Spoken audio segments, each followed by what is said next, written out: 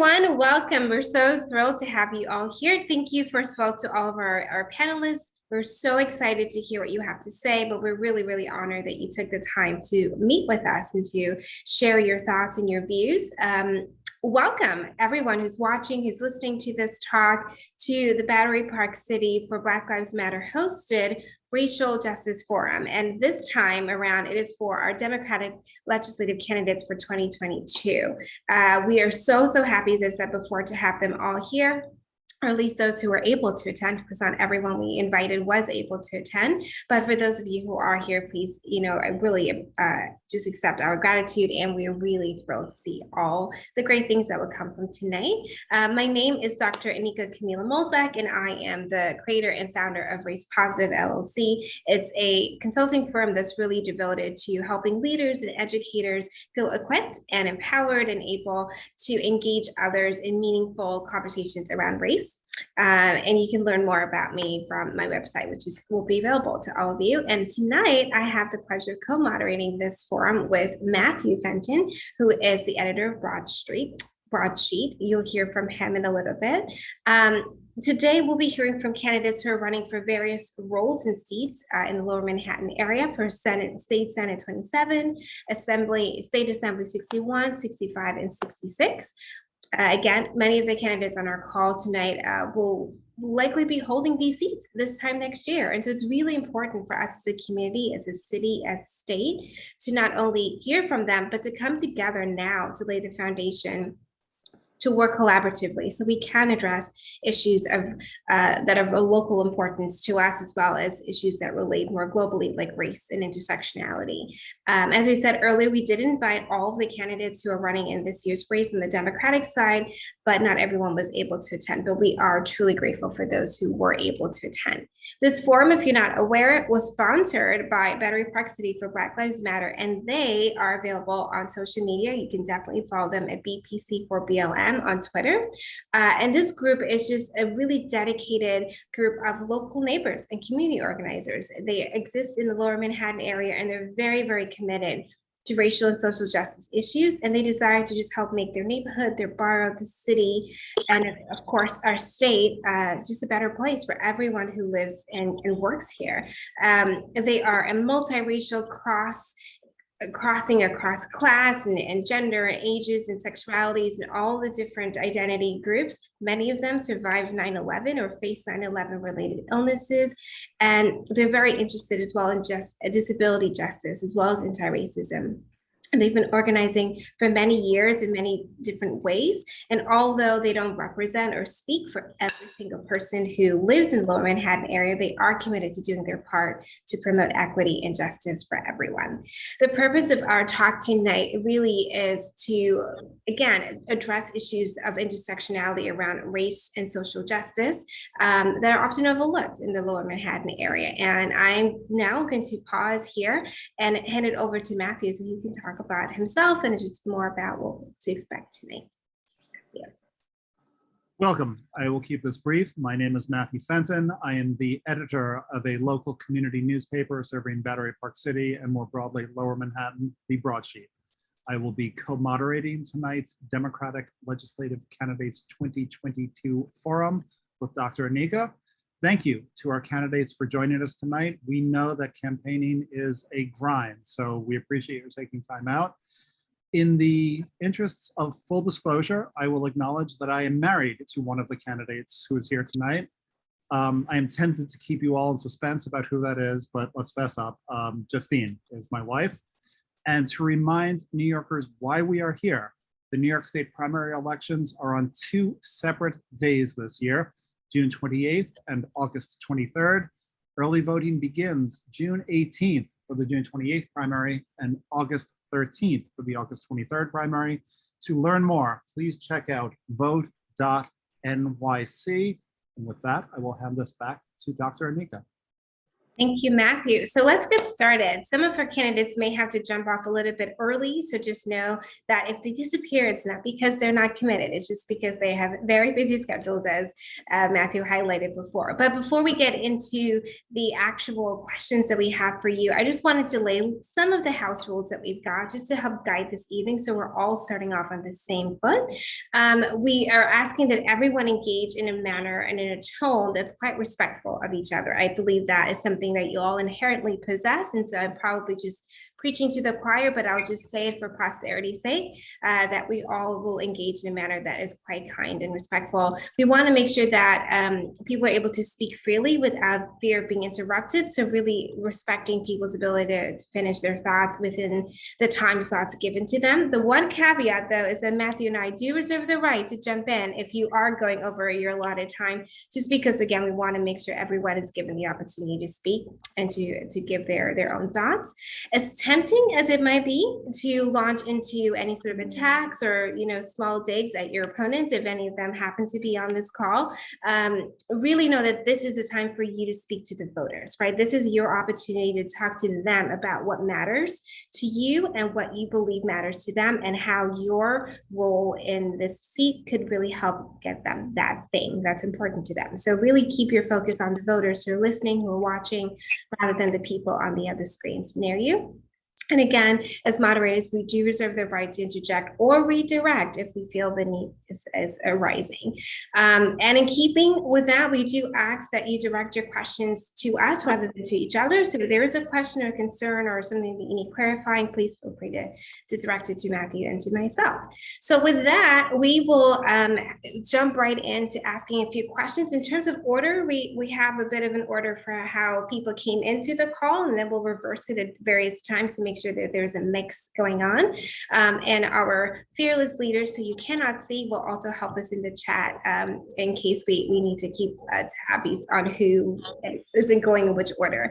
But before we get into, again, some of the nitty gritty of our questions, we want to give the candidates an opportunity to tell us more about who they are, why they're running for the seat that they're running for, and if you can just say what's one primary or key objective on your agenda item.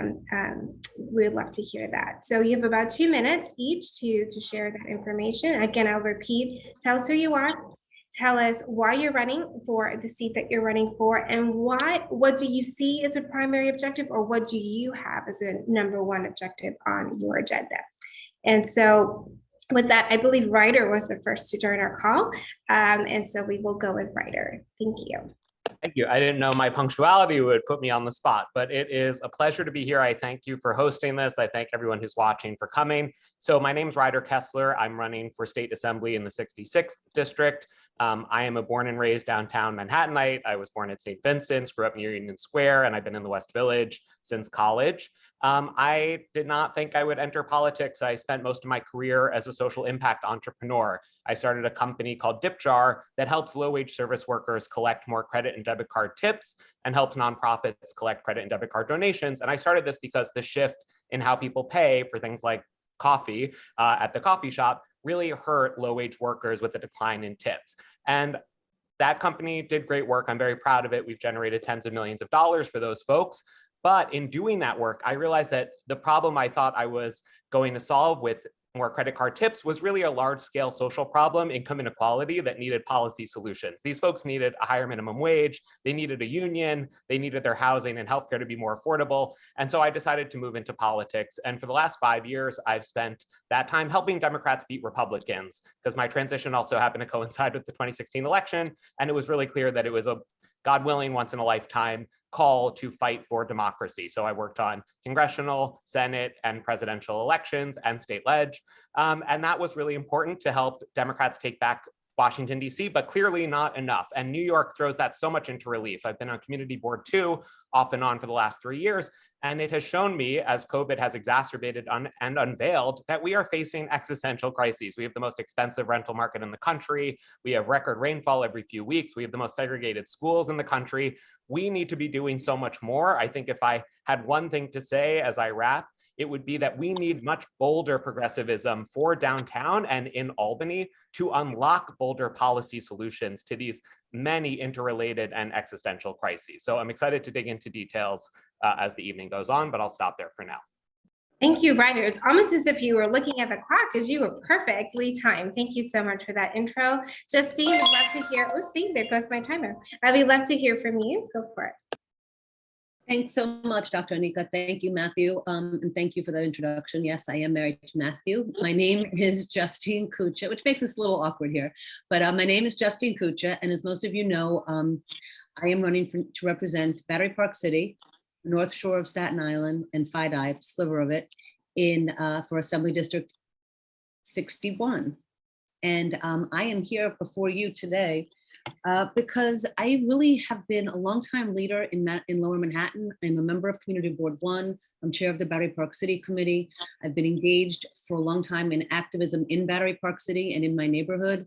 I'm a member of BPC4BLM. I'm really proud to say that. Also a member of Democracy for BPC. And the interesting thing about this race was the redistricting, right? I think every one of us has a story about redistricting.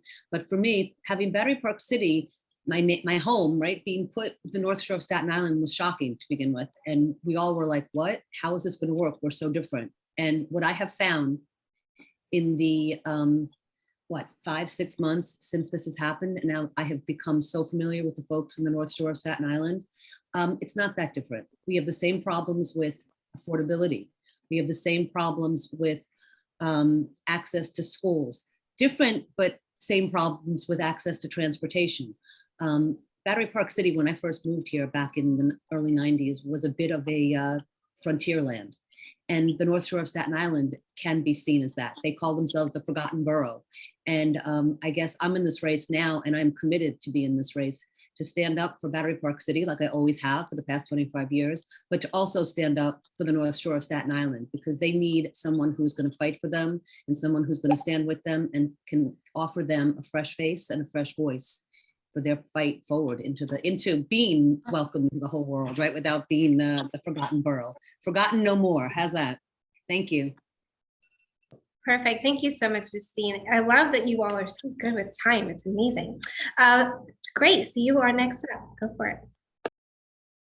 Hi, everyone. Thank you so much for having me today. My name is Grace Lee. I'm running for State Assembly in Assembly District 65, which includes the Financial District, Seaport, Lower East Side, Chinatown, Soho, NoHo, Little Italy, and the East Village. And I'm really proud to be here today. I'm a mother. I'm a community activist in this community for many years. I got involved with local issues through my daughter's school.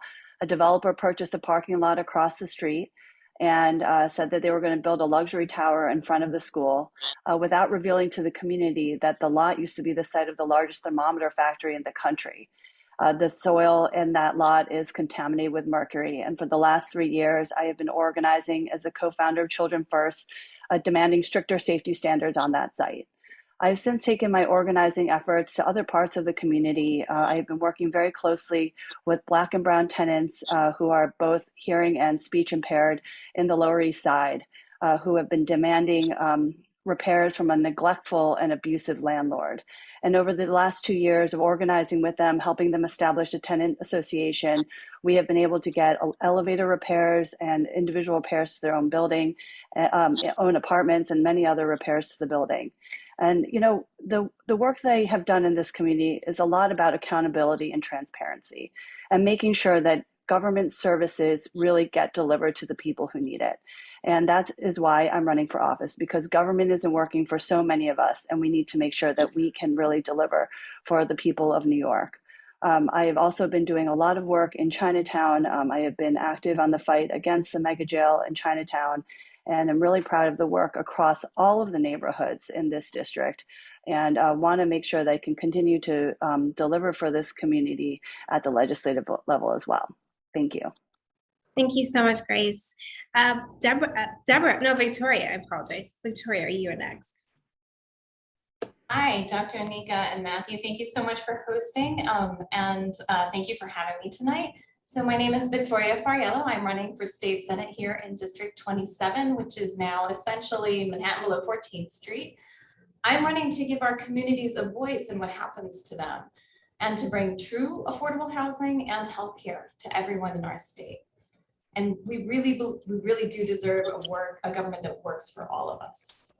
I am a Democratic district leader in Lower Manhattan, and my husband and I run a public service oriented law firm that we built from the ground up.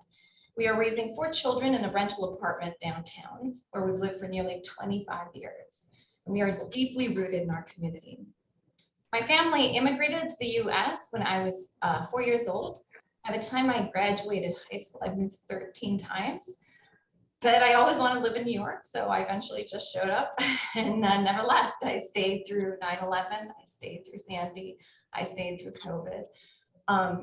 And moving so much as a kid really taught me a lot of important things. One of them was that it didn't really matter whether or not I fit in, but I had to know how to get along with people. And also that the one thing that I would take with me from place to place is my integrity. And that really led to my work as an attorney.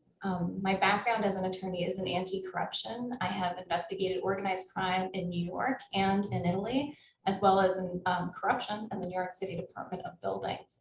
And along with what Grace was saying about having transparency and accountability of our government and our elected officials to the people that they serve is incredibly important and necessary. So honestly, I'm running to bring, again, our voices to the state Senate. And I look forward to serving people.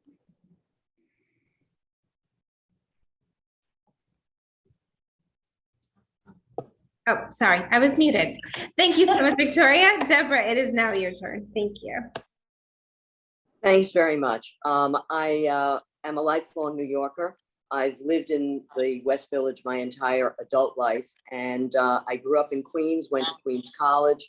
And while I was in college, I was active in issue-oriented work, fighting against the Vietnam War, fighting for abortion rights, which sadly continues. Again, through my entire adult life, I've been fighting for the right of women to control their own bodies. And when I finally was honest with myself about who I was, I came out at an early time, way before Will and Grace. And it is the same issue, controlling your own destiny, controlling your own body. And I think that the work that I have done was really a wellspring from my work as an activist. And, you know, the first Earth Day occurred while I was in college. And so I didn't pay attention to electoral politics. It was sort of the see me thing. And then the country lost its mind, elected Ronald Reagan. And it became clear to me that you have to pay attention to who is in office and do they have your values and do they share the same interest and passion for justice and equity. And so I worked on other people's campaigns thinking I could never go in front of the public and take the, either the attacks or the, disinterest that people sometimes display.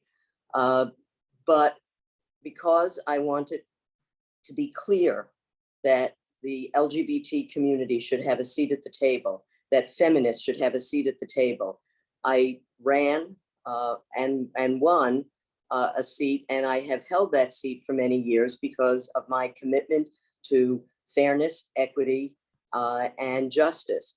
I'm proud that I was the first out LGBT legislator. I'm proud that I have passed the Reproductive Health Act that has just barely gotten in before we're facing this catastrophe with the Supreme Court. And I have a passion for public service.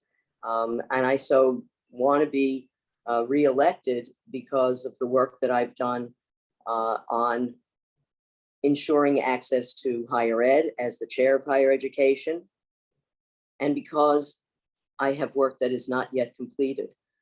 So I'm happy to be here tonight. I think that this is a great forum, and we need to do a great deal. I think New York and America needs a truth and reconciliation process if we're going to move ourselves forward. Thank you so much, Deborah. Appreciate it. Brian, would love to hear from you. Hi, thanks. It's great to be here. I have one thing in common with Justine is I grew up in Staten Island, but I'm not married to Matthew Fenton. But it is great to be here. I am one of the folks that needs to go. I need to leave about 5 minutes before 6 to get to another event. But really appreciate the opportunity to be here and to be with all of you for this forum. So I've been serving as the senator for District 26 for the last 4.5 years, and before that spent 11 years serving in the Assembly. I actually, as I mentioned, grew up in Staten Island. I moved to Manhattan right after college. Worked in government straight out of college in City Hall and as the policy director for the homeless shelter system. Went to law school and practiced for a few years and did sort of more pro bono work than you can get away with at big law firms, including a couple of successful death penalty clemency petitions and other things. I served as Gail Brewer's chief of staff, which I'm very proud of when she was a council member. Now she's of course back to being a council member, but was a great borough president.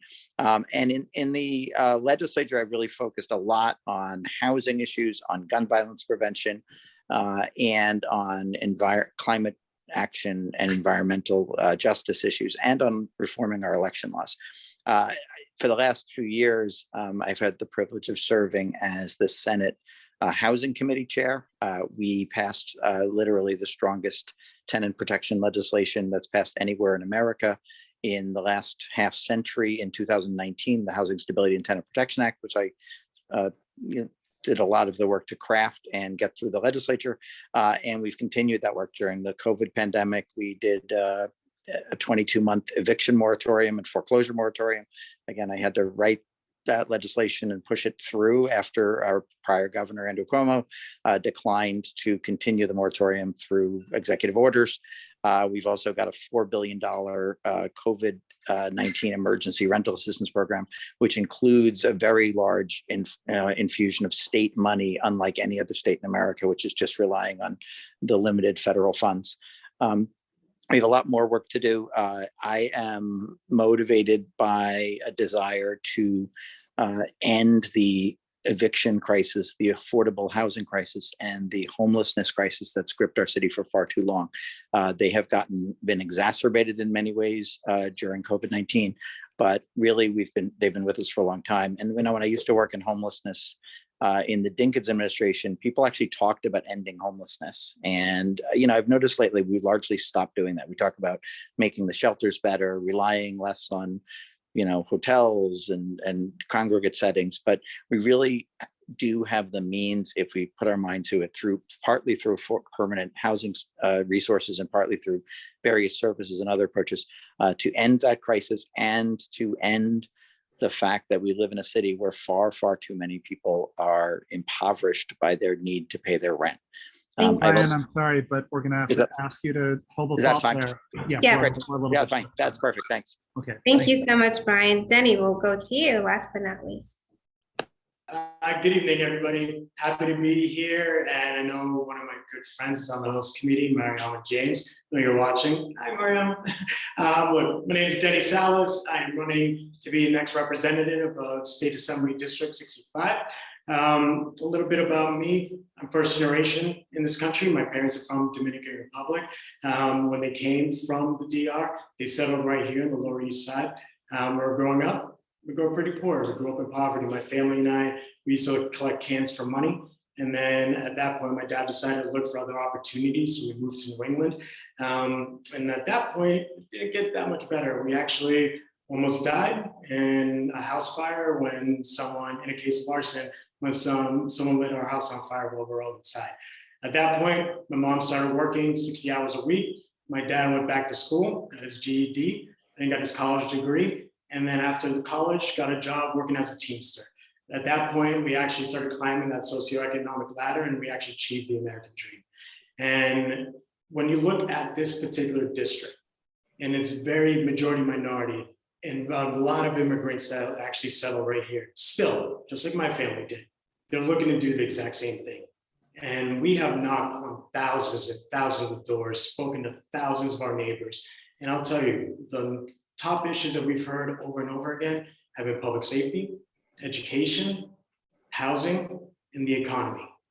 And when you look at my website and you look at what I say, that's not my policy platform. That's our community's policy platform. The first question we always ask when we speak to our neighbors is, what are your main concerns? We take all of that feedback back, and what you see is what I believe are the policies that actually address a lot of these issues. And that's what we're here for. And that's why I'm actually running, is to serve this district and help this heavily immigrant community try to achieve their American dream too. Thank you. I look forward to answering your questions, and this will be a great event. Great, thank you. Matthew, I'll turn it over to you. Sure. Let's begin with the first of what we are calling our priority questions. Of all of the issues that transfix and plague Lower Manhattan, none is more chronic, none is more complicated than the issue of affordability. This has a profound racial and social justice component because housing that is not affordable is almost always and everywhere segregated housing, nominally illegal in the United States and yet still rampantly practiced. In terms of the path forward, we have failed to pass good cause eviction. We have failed to pass the NYCH's Green New Deal. We have allowed 421A to lapse, which I don't think anyone will mourn. We have not enacted 421Z, which I don't think anybody's very unhappy about. But everywhere we look in this community, gentrification is forcing out long-term legacy residents, very often people of color, almost always people, working people living not much above the poverty line and replacing them with people living way above the poverty line. The solutions that have been put before us, such as flawed metrics like X percentage of AMI for affordability or 80-20, at best, they're a drop in the bucket. They just haven't worked. And it appears to be like trying to hold back the tide. In the meantime, the 2020 census tells us that Lower Manhattan is getting whiter and more affluent with every passing year. Put another way, less diverse. New York City is one of the most segregated cities in the nation. And even by New York standards, Lower Manhattan is especially segregated. The question for each of you would be, what is it as state legislators that you can do to address this? How do we make the community more diverse and more affordable? Dr. Annika, I'll ask you to cue each speaker in turn. All right, sounds good. We'll start with Denny. Look. And I'm sorry, just so you know, wait 60 seconds for each answer. Okay, excellent. So I'll go real quick then, and I'll get really wonky. So look, at the end of the day, we know that we're not building enough housing. Right now, we currently have a 700,000 affordable housing shortfall. And to give you a perfect example, look at the last census data. Over the last 10 years, New York City grew by 567,000, yet we only built 110,000 new housing units. That tells you right now we have a supply and demand issue, so we're actually forcing people to pay more to actually live in New York City. There's a number of issues we can do. One, create a new Mitchell-Lama program that allowed 160,000 working and middle-class New Yorkers to actually obtain homeownership in this city without getting pushed out to the burbs. That's something we can do. Additionally, we can fund nonprofit CLTs, community land trusts. So that means long-term residents can actually own the land and actually build property, what they want to see, housing, storefronts, whatever it may be. We can do that. Another thing we do is look, a lot of people might say they're not in favor about the tax credit for developers, but at the end of the day, we can't solve this housing crisis if we don't have everybody working together and actually ensure affordability. So I am supportive of deeper affordability and tax credits for developers to actually ensure we have affordable housing being built. Additionally, we have to look at local zoning rules. Danny, I apologize, but we're past the 60 seconds. But true to your promise, that was getting into the granular side of this issue. So thank you very much. Thank you, Matthew. Dr. Annika, can you please invite? Brian is next. Yes. That's a lot. This is a lot for 60 seconds, but I'll give it a shot. First of all, the laws already mentioned the baseline of having rent regulation that doesn't end and doesn't allow anybody to deregulate it over time really will allow us to substantially address this. We lost 300,000 affordable units. This Senate district lost more affordable units than any other through deregulation. So putting deregulation completely off the table has been a significant thing. Secondly, letting 421A expire as we have done and recognizing that we shouldn't be granting large-scale tax benefits without meaningful affordability and other public goods we should be buying with tax benefits is a start toward rethinking how we subsidize. Third, we did a state budget this year. It had $5.5 billion of new direct capital expenditures in public housing. That is a giant investment and far larger than we've done in many, many years in the state, perhaps ever. And in addition, $2.5 billion in expense operating money, including money to clear out all of the debt that has been built up over COVID. I've also proposed the Housing Access Voucher Program, which is a new Section 8 style program, which the Senate and the Assembly supported. We didn't get through the governor. I think that was my time, so I want to respect that, but much more to say about this topic.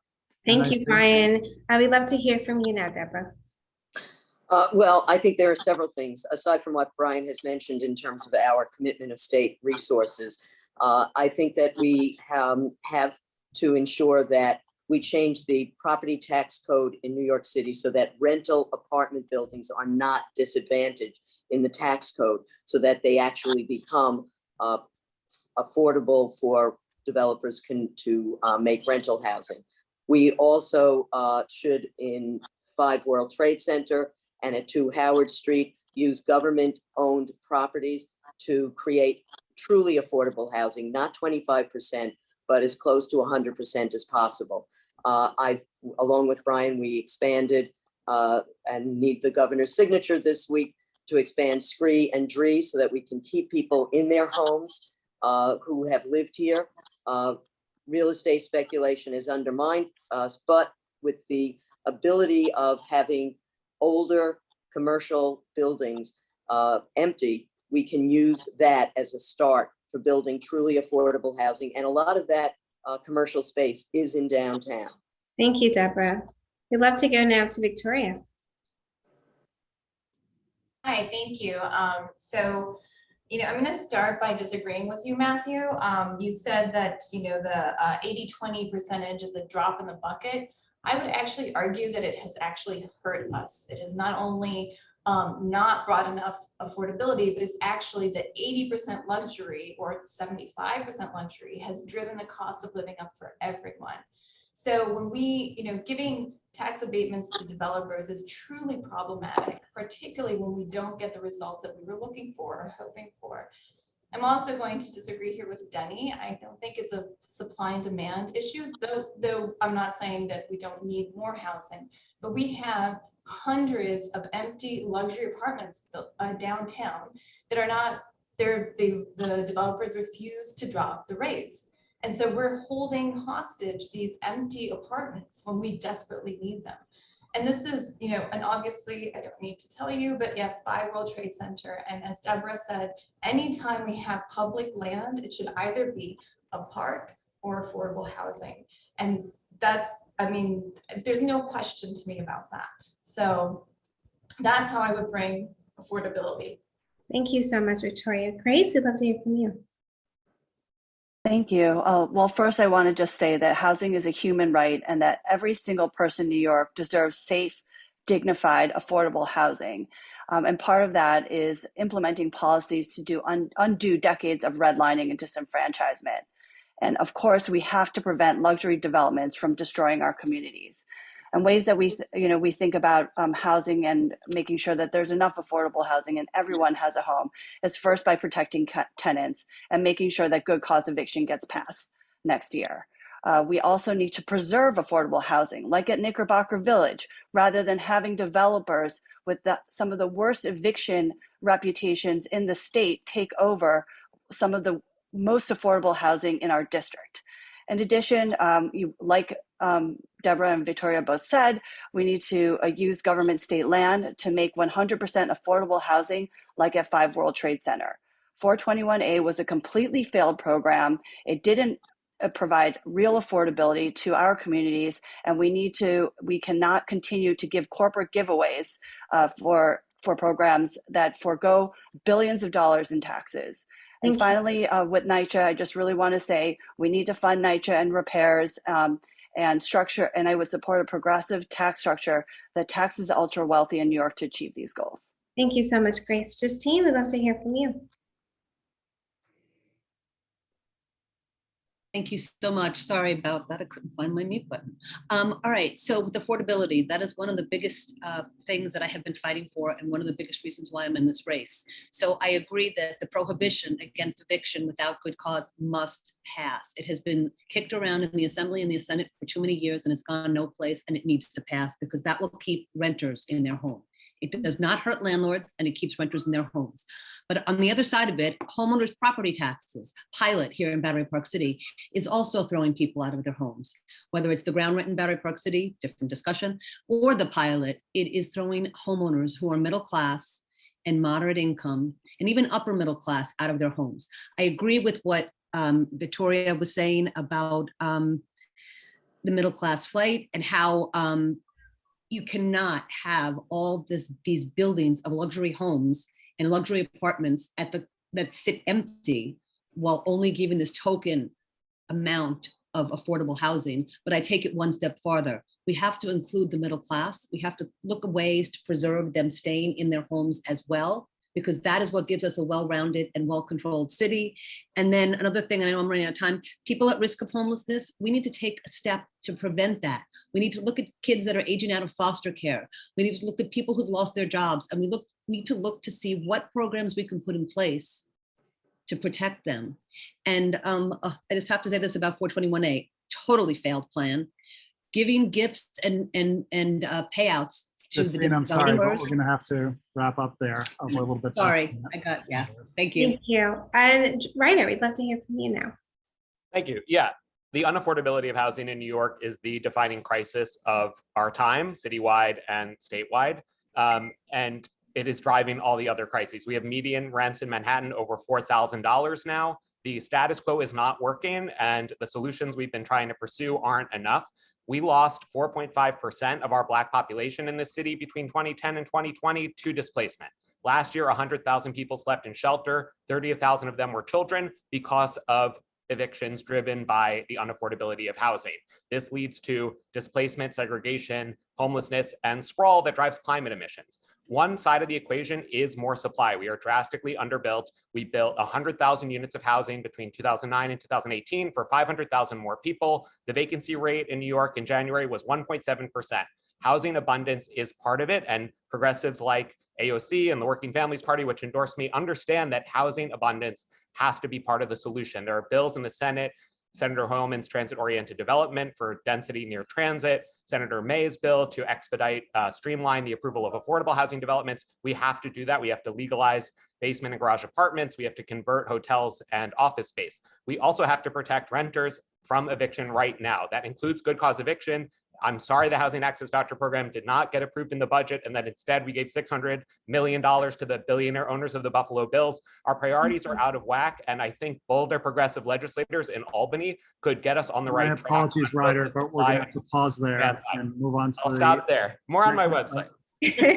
But bravo to all the candidates for the passion and for the depth of your answers. Clearly, every one of you is intimately acquainted with the issues here. Next, let us please move from housing to the houseless. A troubling indicator of the state of play here in Lower Manhattan is that the most frequent and the largest sweeps of homeless people out of encampments in the city of New York in the last few months have taken place in two districts, in Lower Manhattan and in downtown Brooklyn. This, of course, has significant implications for social justice and race because the homeless population includes among its cohort more people of color, more disabled people, more LGBTQ people than the population at large. So everything that we do that harms the homeless harms our most vulnerable, not just in the sense that they are homeless, but they come from populations that are already marginalized. The question is, what is it that you as state legislators can do? What is it that you aim to do to make this even slightly better?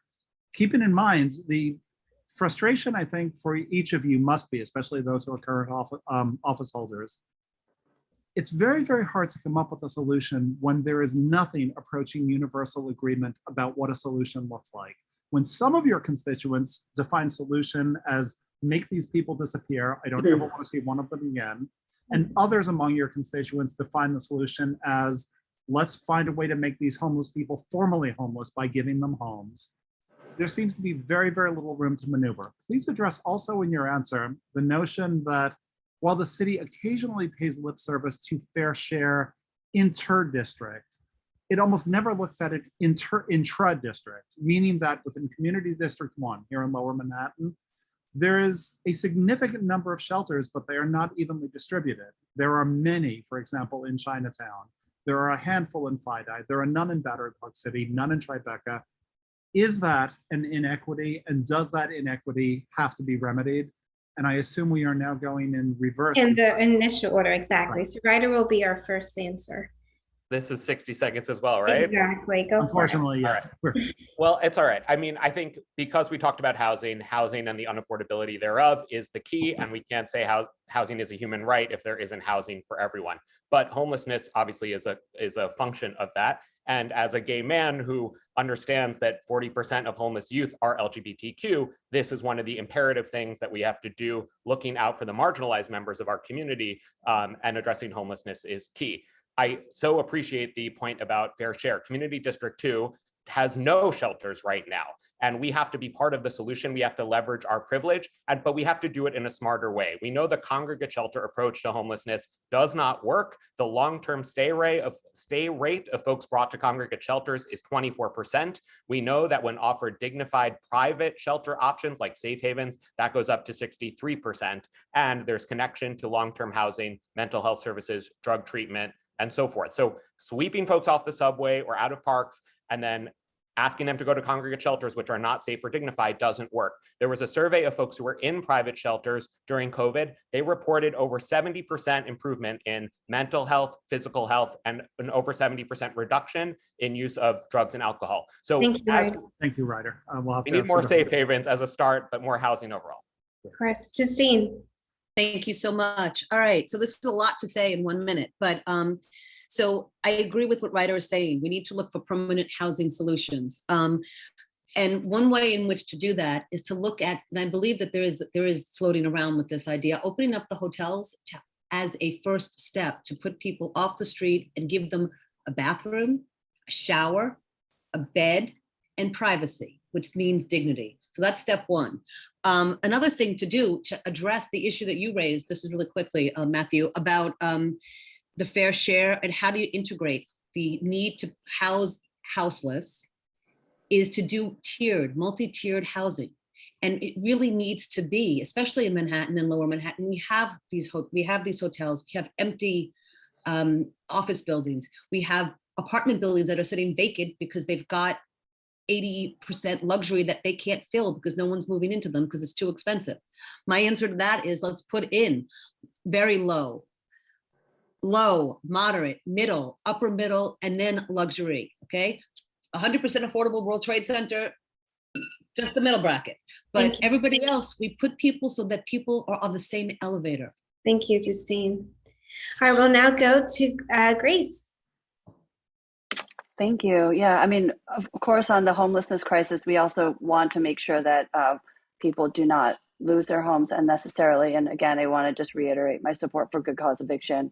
When it comes to how we provide homelessness services for our communities, I would say that I have been very vocal against the oversaturation of shelters in the Chinatown community. I do believe in fair share and distributing homelessness services across the city and every neighborhood, because anyone who is facing homelessness should be able to find those services in their community.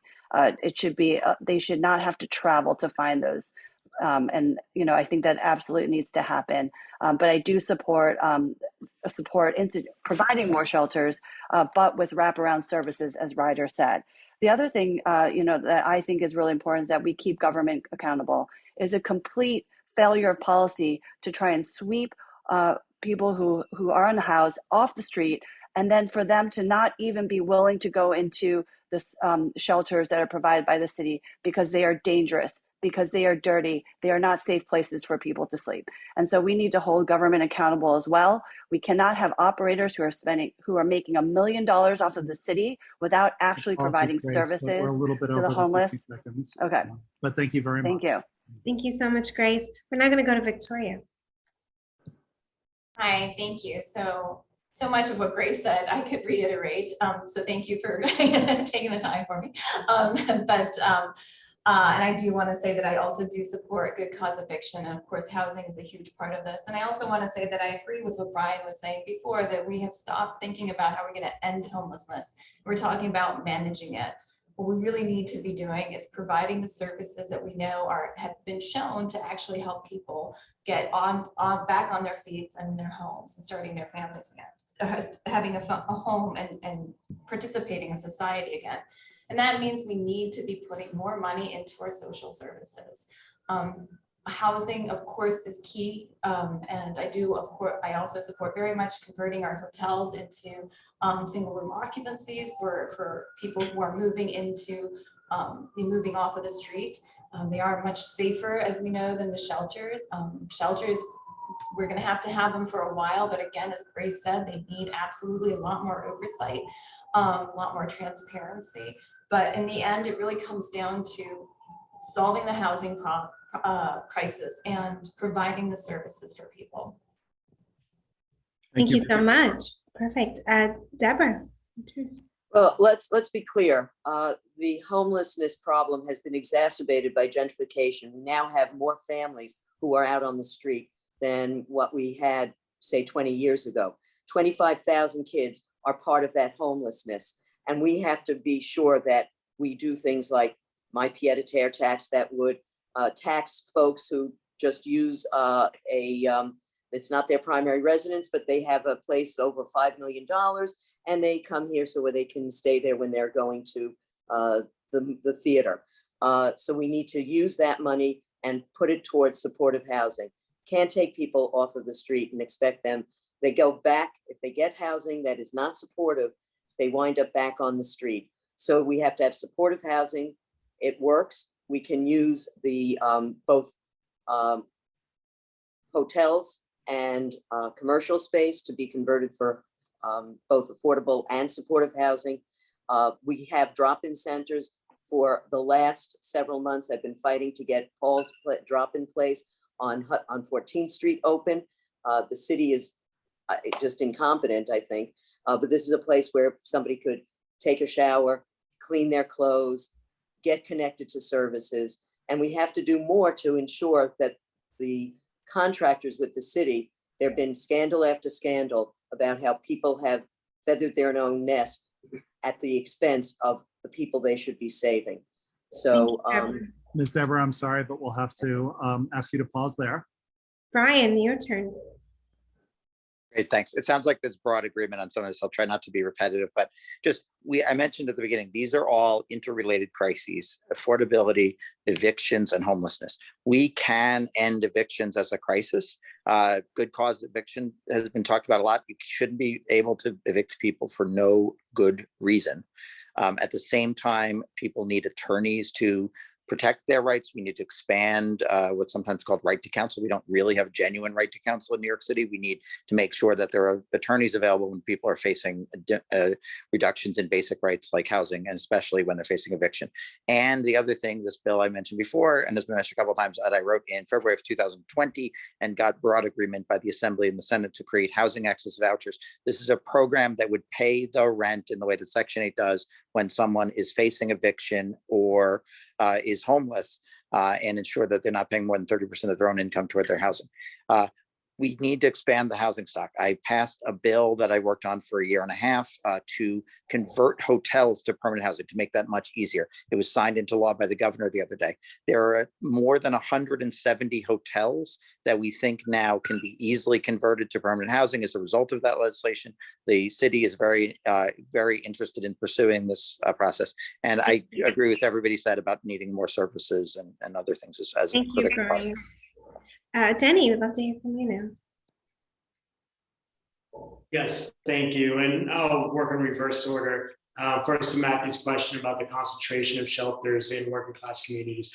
I've been very vocal about fighting that because we've seen what community boards have done. Instead of concentrating on or even build any in kind of the wider wealthy areas, they pick on the working class communities like Chinatown. So I've been very vocal against that and fighting against that. Additionally, look, a couple other policies, we talk about supportive housing. In New York, we have 2 nonprofits that have done very great at actually offering some permanent homes with wraparound services, mental and physical health, breaking ground and broken community housing services. They show about 98% success rate of keeping people housed. Another thing we can do is implement something like a policy that actually exists in Seattle called Create and Moves to Opportunity. What it does, it offers additional tax credits to landlords so they can actually house the homeless and keep them there. So that's something that we can implement statewide to actually get more people housed and have landlords actually contribute to this crisis that we're all facing. Thank you so much, Denny. Matthew, back to you. Let's pivot now, please, to a minutely specific criminal justice issue. The Marijuana Regulation and Taxation Act aims to reform decades of tragedy in New York related to drug enforcement. Of course, everybody here will be familiar with the fact that while marijuana use was typically about as prevalent among white communities and communities of color, the enforcement of marijuana laws was directed disproportionately and overwhelmingly at Black people. This law now aims to practice a bit of restorative justice and make some amends for those decades of misdeeds. It requires that the first 150 applicants for the new licenses that it contemplates will be from communities that were impacted by New York's drug laws previously. It wants to create an incubator program. The question here would be, given the decades of racial bias and discrimination, not only in drug laws, but in criminal justice broadly and in state policy broadly, is this law, well-intentioned as it is it well-intentioned enough, or do we need to do more? As we look at the impact that incarceration has, not just on individuals, but on their families and on their communities, is this enough of a mandate for the state not merely not to be racist, but to be anti-racist as it implements, particularly here in Lower Manhattan? Once this concept has been proved viable, if we have even a handful of people of color or entrepreneurs who are making it work, what is to stop Dwayne Reed and CVS from suddenly being in this business and forcing them out the way they forced out family-owned pharmacies? Let us begin, please, with whoever Dr. Annika says we should begin with. We're going to go with Denny first. And again, same 1 minute. Yes, look, the intent of a lot of these laws in order to help some of the disenfranchised communities is always good, but it's always about the execution. So we have to make sure that the regulatory agencies are actually following suit in what the intent of the law is, and make sure that a lot of these people, especially people of color, can start these businesses without interference. Would it be implementing some sort of a radius law that some businesses, weed businesses begin, that they can't operate within a certain radius that they exist in? That could help. Another thing is, what type of business instruction are a lot of these individuals receiving to actually start? Now, the one thing you have to look at is like currently what New York City does. We currently offer MWBE services that 25% of the public taxpayer dollars that are made available goes to a minority or women business-owned enterprise. At the same time, what you currently have is a bunch of shell companies that all of a sudden say, look, Denny Inc. is a shell company, and then instead there's actually a white guy that's actually executing, getting the money to actually do the services themselves. So there's a lot of things that take place with some of these laws that you have to make sure that there's a regulations that exist, that it's actually practicing the intent of the law. Thank you so much, Denny. Appreciate it. Brian had to go because it was the time that he had to leave, but we are now going to go quickly to Deborah. Thanks very much. I think 150 licenses, first of all, is way insufficient. But this was, I think, a compromise because in parts of the state, did not have people who wanted to participate. There have been, certainly in other states, we've seen small towns saying, we don't want to participate, we want to opt out. But it also had the requirement that you have some business experience without providing any sort of support service. So I think that small business centers at Pace University, for example, would be the kind of place that could help an entrepreneur starting out that didn't have experience. And so I think that should have been linked to it, but it was a hard sell. To require organizations to provide those services. But I do think that you're quite right that we should have a larger number, and that there should be non-compete clauses that provide some areas where you have, like we do with carding, we limit someone to a certain area and to keep people from fighting over neighborhoods. We should be doing something like that. Thank you, Deborah. We'll go now to Victoria.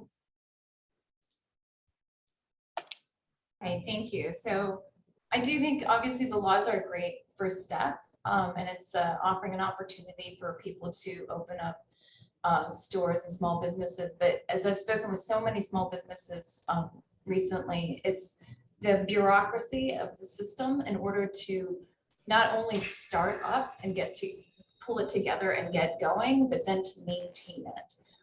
And to always go back to not housing, but the cost of a store, that's really critical as well. If we're not able to regulate how much their rent increases, especially for startups, that's really tough, because those first couple of years are really, really tough to know whether or not you're gonna go. So having access to resources, limiting the increase in rent, and we can be creative about this if it's a new startup in terms of like, do we give them a 3-year grace period? These are things that I've heard startups talk about. So there are a number of different, but certainly, and yes, 150 licenses is obscenely low.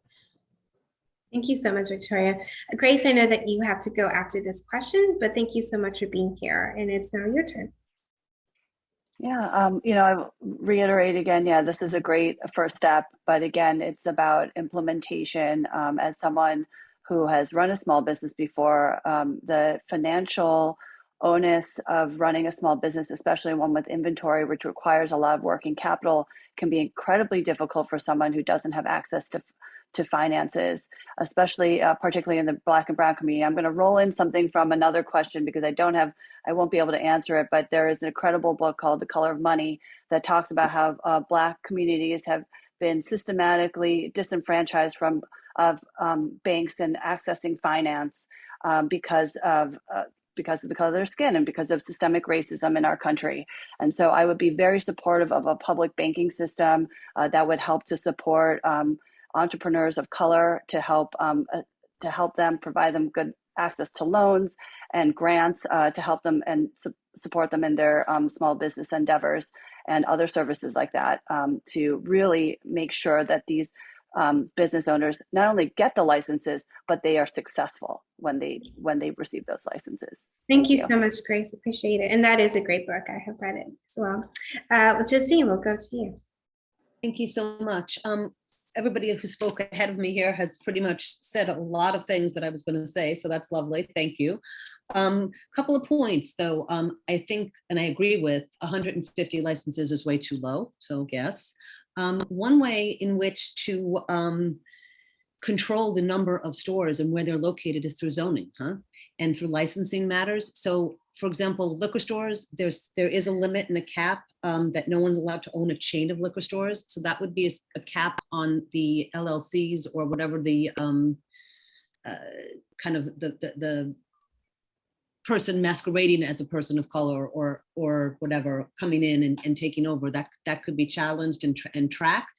I also think that the small business centers and training is really important, and those services, there should be a way that we can figure out a way to pay for it. Perhaps the tax that we collect on the sale goes towards funding the businesses and training for these businesses, because the predatory lending practices that Grace mentioned are real. And these people of color may or may not have the access and the knowledge, and we need to give them the tools so that they can succeed. And of course, I agree with Victoria about the rents, whether they're commercial rents or residential rents, are outrageous. And thank you, Justine. Thank you. Brian, we'd love to hear from you. Thanks. Yeah, as someone who spent much of my career as an entrepreneur, I know that the biggest determinant of success is not grit or ingenuity, it is privilege. And that is, I spoke to a group of students studying entrepreneurship at NYU, and they asked me, what advice do you have about how to be a successful entrepreneur? And I said, unfortunately, the advice is not something you can act on. It's coming from privilege, because that is what allows success and the ability to have a safety net. So I think, proactively addressing these inequities is essential. And I'll note, I'm surprised no one else did, that the Office of Cannabis Management was supposed to have a chief equity officer who is empowered to deal with exactly this, and a 13-member board, and those positions are all vacant 8 months into after the creation of this office and board. And so there's always a question of oversight from leaders in Albany to make sure that the commitments we're making, whether on any issue, and the plans that we're putting into place through legislation actually are executed on to realize our goals in this case or any other. Thank you so much, Ryder. Matthew? Okay, thank you. I would begin the next question by invoking 5 names: Mary Yehuda, Deshaun Carter, Tars Youngblood, George Pagan, and Herman Diaz are the 5 people who have died thus far this year in Rikers Island while in custody. They follow the 15 who died there in 2021. And with that, I would ask that we zoom out and take a broader look at criminal justice through the prism of bail reform.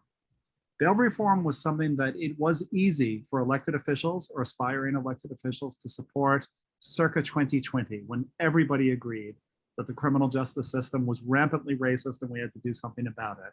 Now, given, for example, what we just saw with the recall election for the district attorney in San Francisco, now I think it takes a higher level of leadership and courage to say that we have to stop using the criminal justice system to target and punish, to criminalize race, for example, to criminalize poverty, keeping in mind that the criminal justice system swoops up in its dragnet a disproportionately high number of Black people, of queer people, of other marginalized populations.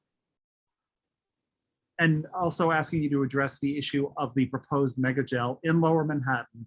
How do we square this circle? How is it possible to maintain public safety and reconcile that with abating the rampant racism that has been a defining characteristic of our criminal justice system for decades and centuries? We'll now go in the original order with Ryder, and you have 1 minute. Thanks. I'm glad you ended on that framing of a choice between public safety and ending racism in the criminal legal system, because it's a false choice.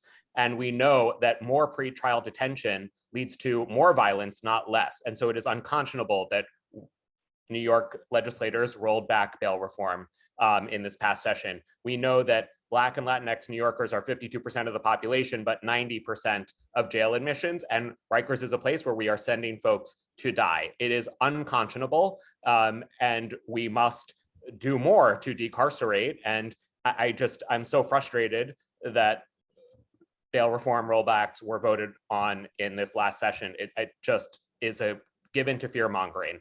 About Rikers, we have to close it immediately. Obviously, it's a death trap. Borough-based jails would be an improvement, but I think what we know about incarceration is that if you build cells, you fill cells, and there is no reason to have the same number of cells. There have been good examples all over the country of jail closures that led police to be more forensic in the arrests they made because they were happy to fill the cells that existed. So we should reduce our carceral footprint, and we should decarcerate along many axes with more parole reform, fair and timely parole, elder parole, earned time, second chance, ending mandatory minimums. There is so much we need to do, and it frustrates me that we haven't done more quickly, because this isn't a choice between public safety and the status quo. We're choosing the status quo. It frustrates me that we have to ask you to pause there, but the status quo is bad for public safety, is what I'll say at the end. Thank you, Justine. Ryder, you said it well. I agree with much of what you've said. Bail reform, the whole point of bail is to ensure that the person who has been arrested and accused returns to court for their hearings. That's the purpose. It does not mean they're guilty. It does not mean they're innocent. It means they need to come back to court. Too many times people of color or people who don't have the money to pay the bail, even if the bail is $100 or $200 and they cannot get that money, they are held way too long at Rikers, and Rikers is a death trap. You're exactly right. You go to Rikers to die. So agree with what you're saying about the bail reform laws. I think that there needs to be a focus and a separation between what you're crime and bail. It's not connected that way. And what you've said is exactly right. And then as far as Rikers goes and the new borough-based jails, especially the one in Chinatown, there needs to be a focus on the software problem, not the hardware problem. The software problem is the fact that there's too few corrections officers. They don't have enough training. They are overworked, and they also are not being held accountable because they don't have to.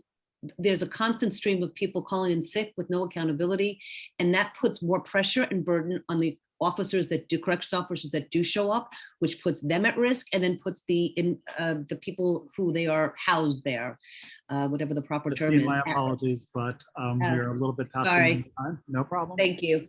Thank you. We'll now go to Victoria. Thank you. So I'm going to work backwards. I'm going to talk about the jails first. As many of you probably know, I was arrested, one of the Chinatown 10, trying to stop the jail from being torn down, because not only is this a question of criminal justice, but it's incredibly harmful to the Chinatown community that's right there. We've been protesting this jail for over 3 years, feels like 10.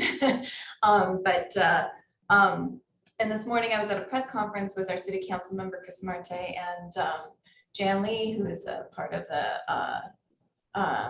Neighbors United Below Canal Street, asking the mayor to take the women off of Rikers and put them in the Manhattan Detention Complex, which is, rather than tearing it down and building a new jail, a bigger jail, a taller jail, using renovating it and bringing women now, because right now the plan is to wait until 2027 to move the women off of Rikers into an integrated jail in Queens.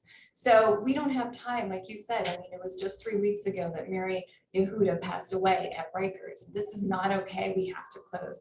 I also agree with Ryder and Justine. We should not be holding people, and studies show that when people are held in, when they are detained, they are more likely to commit crimes once they're out. And it is. Thank you so much, Victoria. Oh, sorry, so I could go on, but. Thank you. We'll now go to Deborah. Thank you. First of all, regardless of which side of the bars you're on, you're still in jail. And so it is a dehumanizing experience for both the people who are there frequently without any proof of guilt. And so I was happy to be a supporter of bail reform. Not happy about rollbacks. Those things get packaged with everything that you really do want, like additional dollars for higher education. I'm really pleased that we included TAP eligibility for people who are incarcerated, because people are going to come home, and you want them to come home capable of reentry. I don't think that having these, you got to close Rikers without a doubt. Having these mini jails that are enormous, they're not mini jails, so you have to have fewer jail cells. But there are some people who are violent, and society also does have the right to be protected from someone who is extremely violent. That's the rare case. And so I think it is vitally important that we not allow the city to spend enormous amounts of money building more big jails just because they're not on Rikers. Thank you so much. Denny. Look, I respect every single one of you. I truly do. But you're all living in a fantasy world. All right, I'm sorry. I've walked through public housing dressed like this, through every single public housing development in this district. And you have seniors that won't open the door because they're scared. You have shootings that are going on and people getting killed. Yeah, but young Black men get killed by a gun every 3 years. And right now, because of bail reform, if you get arrested with an illegal gun, you get released. I attended a 7th Precinct Community Council just 2 days ago. And you know what every single resident there was talking about? Was how much crime was going on. Rape in the last month in our district was up 300%. Grand larceny was up 97%. And like, you tell me that bail reform is good when a lot of these individuals are recidivists? All of a sudden we have all these individuals committing crimes and not having any sense of punishment, and people are feeling unsafe. I'll tell you, we've literally have talked to thousands and thousands and thousands of our neighbors, and head and shoulders, the number one issue is public safety, because everyone is feeling unsafe in our community. And that's not me being like blustery or anything else. It's just the truth. We have to look at it and say, yes, I'm a Black, brown man. I believe that there's some judges that absolutely will discriminate against someone like me because of how I look like. But there's a difference between the intent of the law and the execution. And right now, the execution has failed. We have to do a job to do it correctly. And we have to fix the issues that are wrong with bail reform. I'm sorry. Like, and I every single one of you lives in a very nice place. You don't Danny, live. thank you very much. I don't mean Thank to you cut so you much, off. Danny. Appreciate it. I'd actually like to move up to this section, something we're going to cover below because it speaks directly to the incarcerated population. Now, I was shocked to find out with a little bit of research that New York State, while it has a constitutional ban on prison labor for the private sector, practices prison labor to the tune of $50 million a year. I'm sorry? Sorry.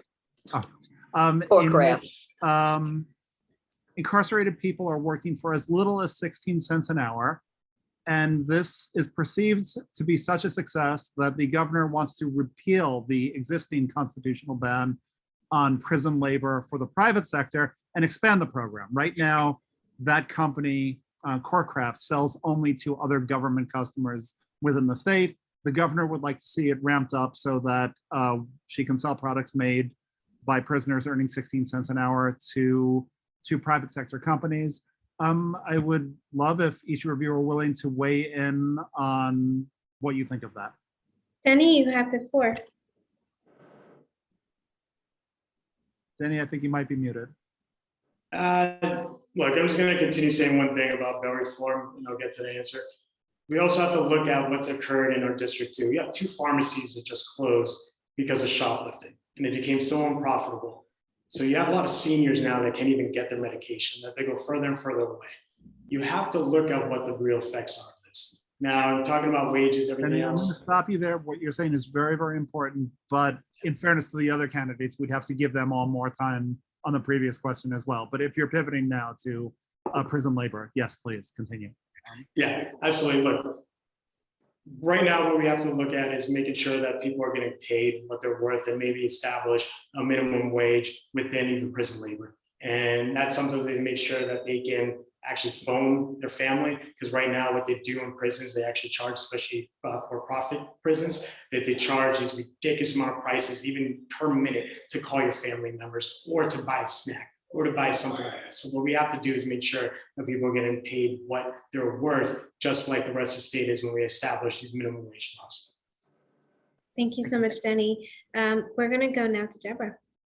Yeah, Corecraft has been around for a long time, and it is a way that government agencies can obtain, desks or chairs or whatever, and it's dreadful. It is part of that little piece of the Constitution that allowed for essentially slave labor in prisons, and so it's wrong. We did, by the way, make a change in the telephone access for prisoners. So that's a minor improvement so that it doesn't cost prisoners to stay in touch with their families.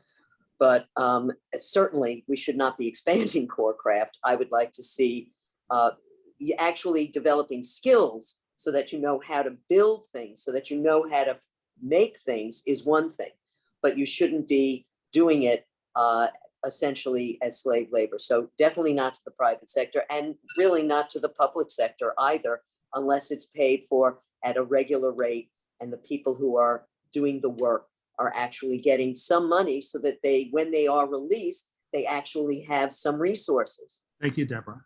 Thank you. Victoria. Hi, thank you. So I think, the concept itself is horrifying. Of course, it is slave labor, but we really, like, when we look at our criminal justice system, we want to think, do we want it to be punitive, or do we want it to be restorative? Do we want to help people be reintegrated into our society and help them be able to stand on their own 2 feet and make an honest living? And again, it teaches a distrust of the system to people, to makes them feel abused. So never, really creates a really difficult dynamic.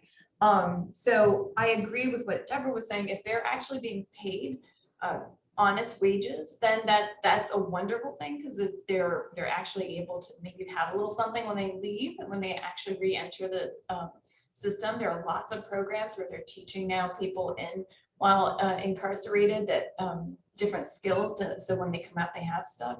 So I think that really goes to the core of one of the problems of our system, that we think of it as punitive and we don't think of them as valuable members of our society, which they are. Thank you, Thank you Victoria. so much, Victoria. We'll now go to you, Justine. Thanks so much. So yeah, I like that word, restorative justice, and that was a really good point, Victoria. That needs to be our goal. The whole point of putting people into prison should be, especially for people who do not have life sentences, all right? They're going to come out. They're going to be back. They need to be integrated in society. And what we are doing with the slave labor in prisons with programs like Courtcraft is taking away their self-respect and taking away their dignity and putting people back on the streets who have been robbed of that is what creates recidivism, then, in my opinion. Taking away their choices, taking away their dignity, taking away their humanity, then why do you expect them to behave? I'm not going to go where I'm going.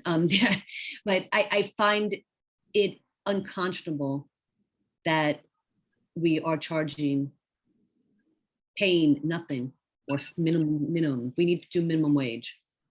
Thank you so much, Justine. Ryder, we'll go to you.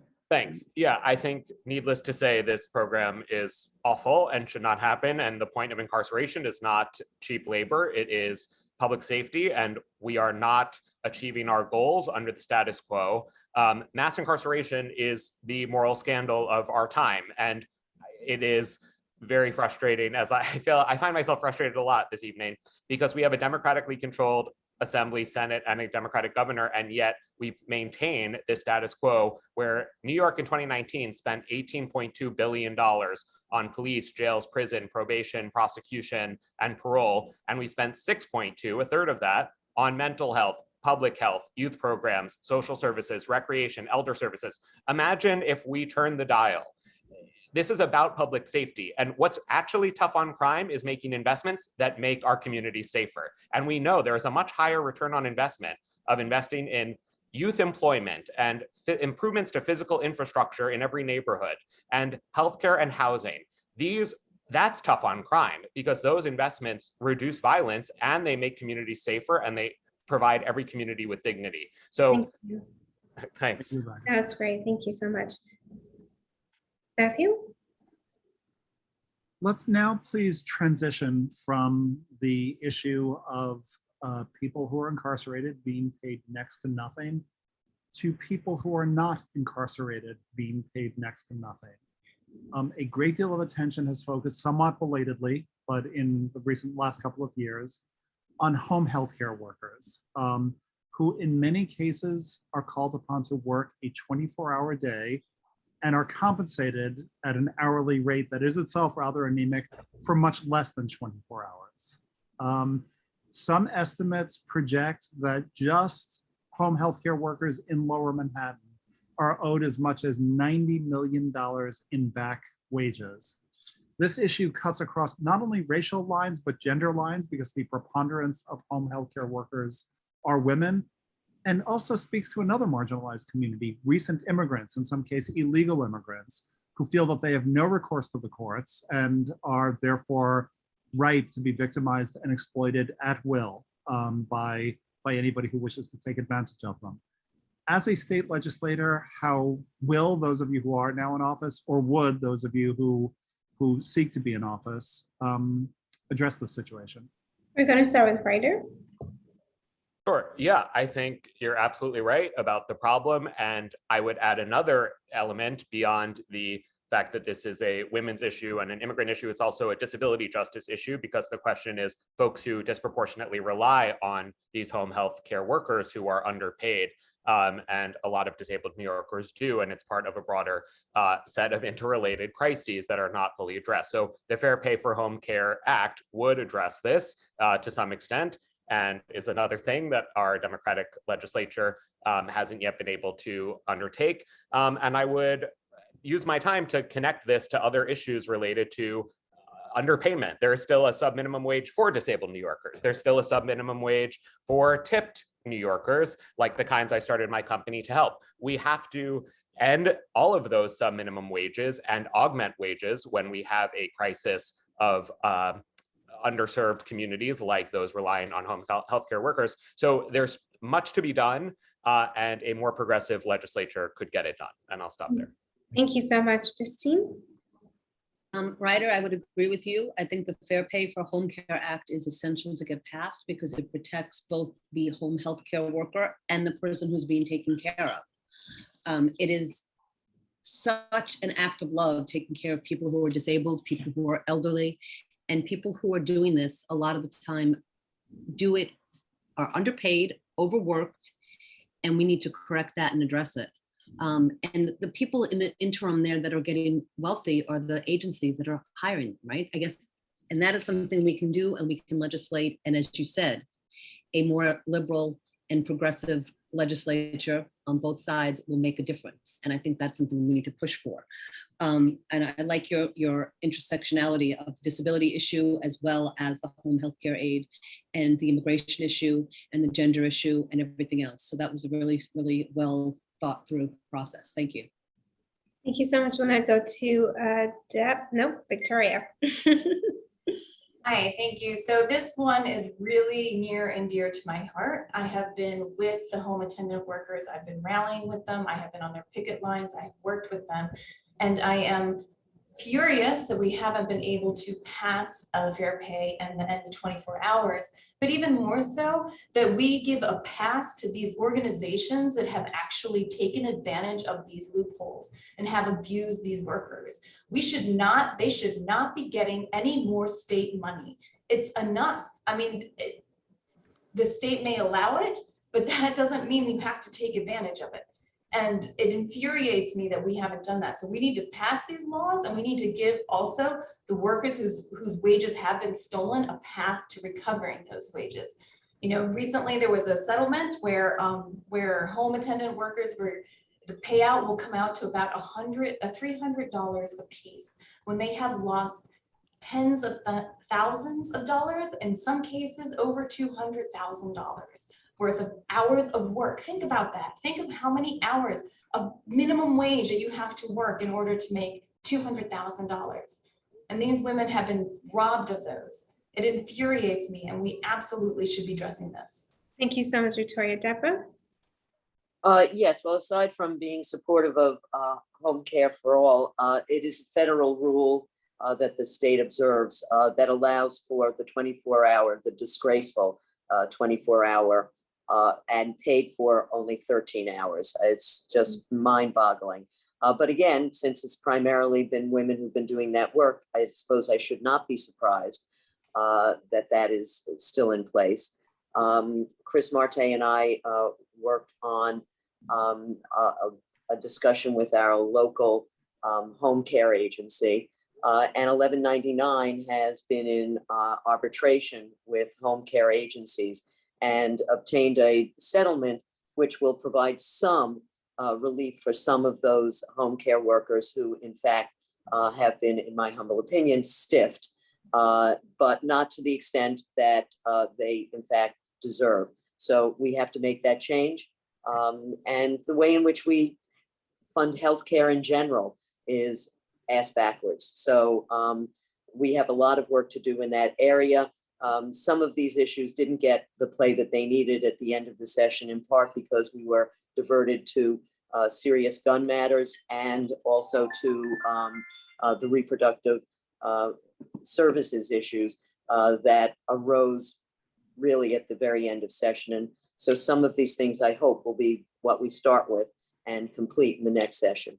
Thank you so much, Deborah. Denny.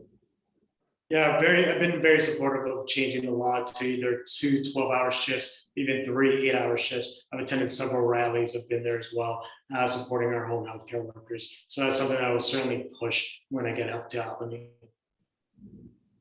Thank you so much. Matthew?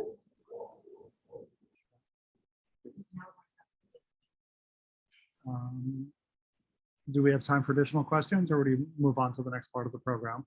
We probably should move on to the next part because we are well over our time, but thank you so much for all of your answers and what you've done. And of course, if there are other things that you want us to know about as you answer these upcoming questions, you feel free to find ways to leave them in. But we're going to change the tenor of our questions just a little bit because we really want you to take an opportunity to speak directly to your voters and really, have this become from just your perspective of, as a member of the community, thinking about how your awareness of racism, your awareness of all, the biases and prejudices that we're constantly sort of being inundated with, and the many ways that people are marginalized and stereotyped in our society, how all that is informing you as a human being, but also as a prospective legislator in our midst. And so you have 60 seconds to give your answers.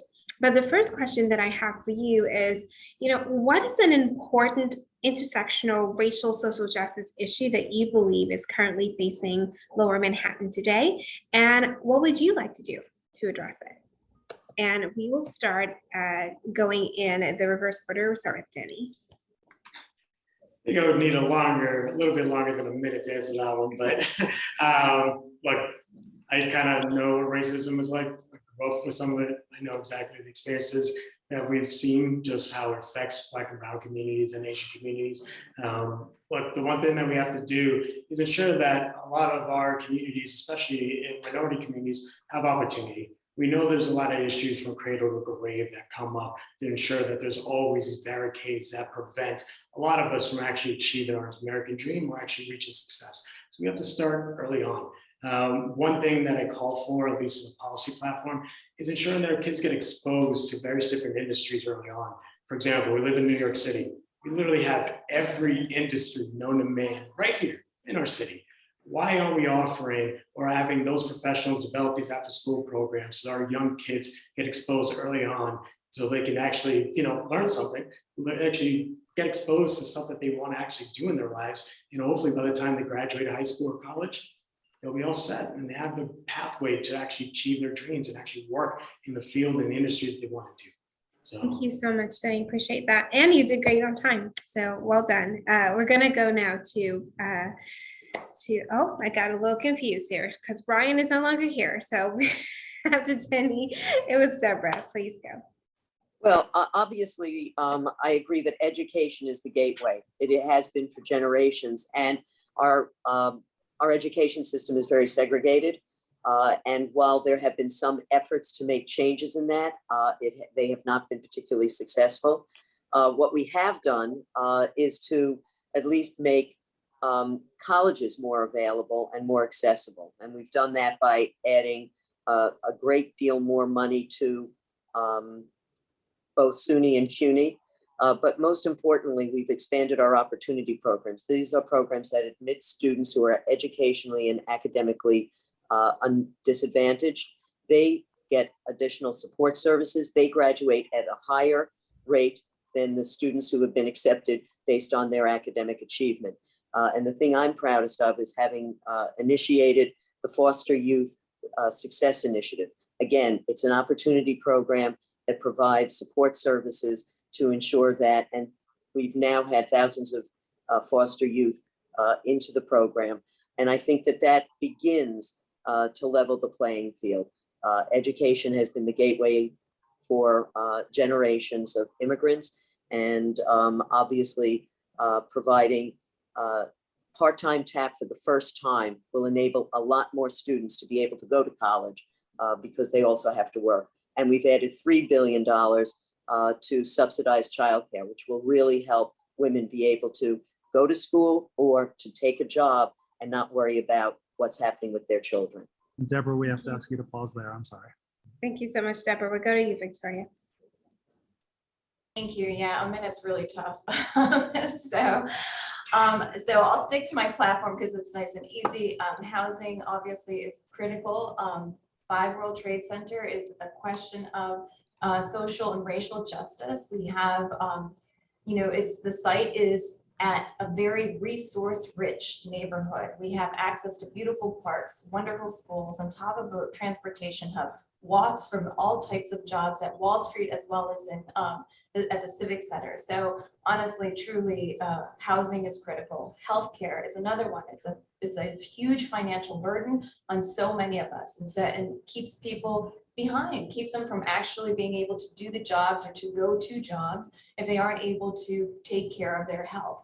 And finally, the one is a fair and honest and accessible government. And what I mean is representatives that actually show up and speak to people and make changes that are needed. And particularly this really, to bring this back to the home attendants, it was really disappointing to me that our representatives at the state level were not present at all when these women have been, poor women of color, many of whom have immigration status, and perhaps they didn't see them as voters and that wasn't necessary, but that to me is their lack of access to their representatives is a problem. Thank you so much, Victoria. Justine? Hi, okay, thank you. So the 3 things that I want to talk about are affordability, healthcare, and education. So affordability is the top of my list. Lack of affordability hurts all of us, and it hits communities of color the hardest. That's why I'm part of the coalition for 100% affordability at 5 World Trade Center. But I want to point out that my friend Mariama James has stated all along that it is illegal to build segregated housing on public land or with public money, and 5 World Trade Centers on public land. And yet market rate housing is by definition segregated, and that is what we're looking to build there, and it's infuriating. And that's why we have to fight this plan and need to engage the hearts and minds of every member of our community. And we can't just stop with 5 World Trade Center. We have to make sure that 521A, I'm glad that it's gone, but we have to stop with the tax break giveaways to real estate developers, because they take the money out of the pockets of the homeowners, condo owners and single family homeowners, and then renters, because it gets passed on to them. Money has to come from someplace, and the billions of dollars that go to the developers to encourage them to develop in New York City, for example, which is a place where everybody wants to develop, it's ridiculous. We don't need to do the incentives. What we do need to do is collect the money so that we're not forcing other people out of their homes, because the next part of it goes to gentrification. And when you push someone out of their house here in Manhattan, you're pushing them into Brooklyn, who's pushing them into to Queens, to Staten Island, whatever. And then you've got the homeless population exploding, which I believe Deborah said or made allusions to before. Thank you so much, Justine. We're going to end there. Thank you. Thank you. Ryder, we'll go to you. Sure. So in terms of intersectional issues in downtown Manhattan, the first 2 that would come to mind are housing and public safety. But the one I'll talk about, since we haven't discussed it before, is public transit. This is actually an intersectional issue, and it's a status quo that allows cars to dominate and serves cars more than folks relying on the subway and buses and bikes and walking, that has economic justice, racial justice, and environmental justice implications. We have not implemented congestion pricing in spite of thinking about it for a really long time, and it would reduce vehicle miles traveled by 300,000 a year. That would reduce emissions, and it would provide $15 billion to the MTA. It is disproportionately low-income people who rely on trains and who would benefit from less congestion in the form of faster bus service. And we are not serving them. Households that own cars in New York have double the median income of households that don't. And so our preference for drivers over non-drivers is serving the wealthiest among us. I would also say our 19,000 miles of car lanes, as opposed to 545 miles of protected bus lanes, harms people who rely on biking, including predominantly deliveristas. It's not just all lycra-clad folks from the Upper West Side. And it is communities of color that disproportionately suffer from asthma that comes from carbon emissions that our continued car hegemony allows. Thank you so much, Ryder. The question that I have for you is recognizing that, we live in a racialized society and we are constantly inundated with messages that really promote biases and prejudices of all kinds. And whether we like it or not, we're all impacted by them. Not in the same way and definitely in different degrees, but we're all impacted by them. And so we are tasked with having to actively dismantle, right, our own biases and prejudices. So I'm curious about, how do you manage your own personal biases and prejudices, and how does that influence the work that you do, particularly with policy making or just even the agendas that you pursue? And we're going to start with Ryder.